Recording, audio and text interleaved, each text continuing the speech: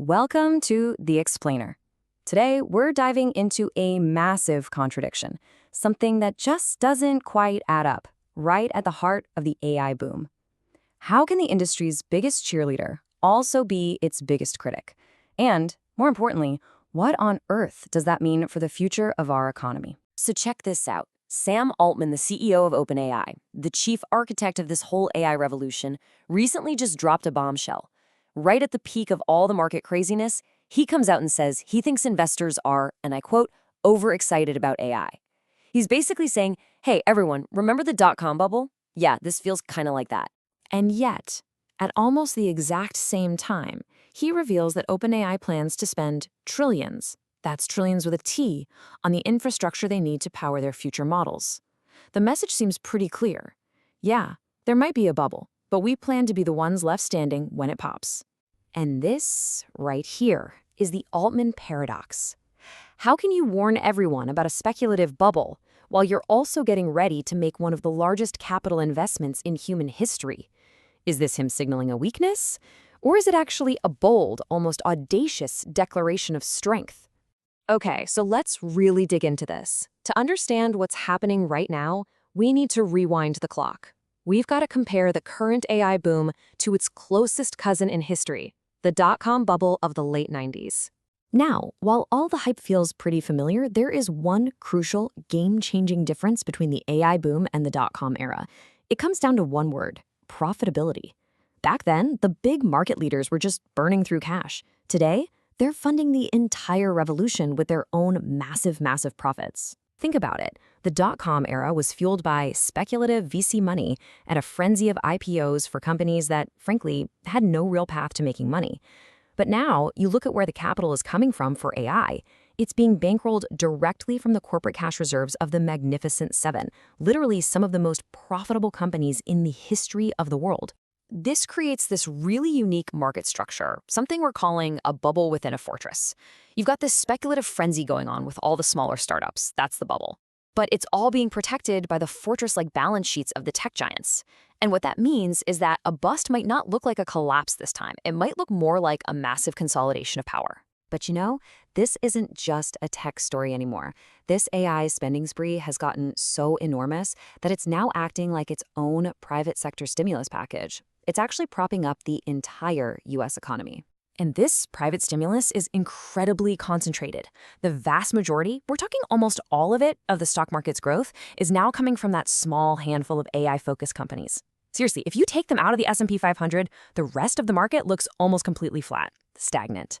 And this isn't just a stock market story. That same concentration is holding up the entire economy.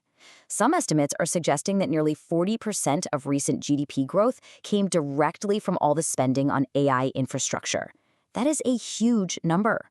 So this has created what economists call a bifurcated economy. It's a fancy term for a two-speed economy. You've got this booming AI economy that's just sucking up all the capital and all the talent. And then you have the real economy, small businesses, other sectors, and they're being starved of investment and are really starting to stagnate. And that creates a very fragile, top-heavy system. If the AI sector stumbles, its impact is so huge that it could drag the weakened real economy down with it. The IMF is now even warning that this could create an AI-amplified financial crisis. Which brings us all the way back to Altman. I mean, if the risk of a crash is so high and the effects could be so widespread, why is he so confident? Well, the answer lies in the formidable competitive moat that he believes OpenAI has already built. His admission about the bubble, it wasn't a warning of weakness, it was a signal of strength.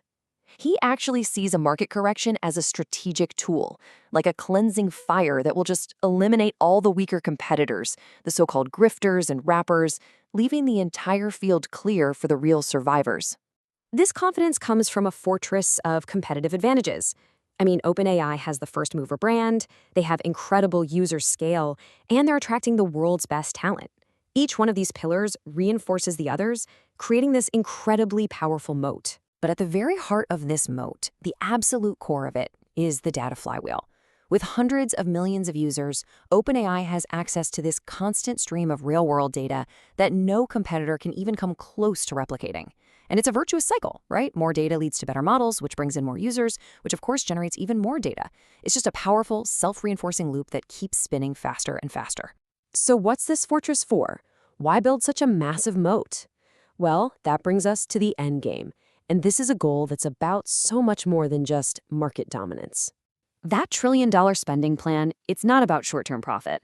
There's just no way you can justify that kind of money on ChatGPT subscriptions alone. No, this is a monumental, all-or-nothing bet on a future technological breakthrough. The strategy is to achieve what you might call AGI escape velocity. The goal isn't just to win the current market. The goal is to build artificial general intelligence, an AI so advanced it could fundamentally exit our current economic paradigm altogether. And when you look at it this way, the grand strategy becomes crystal clear. Step 1, let the bubble generate all the hype and all the capital. Step 2, use that capital to build a lead in data and computing power so big that no one can ever catch up. And then, step 3, use that lead to be the first to achieve AGI. From this perspective, near-term profits and whether there's a bubble, it's all irrelevant. The bubble isn't a problem to be avoided. It's the launch vehicle. It's the funding mechanism. Because if you win the race to AGI, you create a technology so powerful it makes all the prior investments look absolutely trivial. So Altman's warning, it wasn't about his company's weakness, but a very calculated signal about his competitors. And this leaves us with a final, pretty provocative thought. What if the AI bubble isn't a bug in the market? What if it's a feature of a much, much larger plan?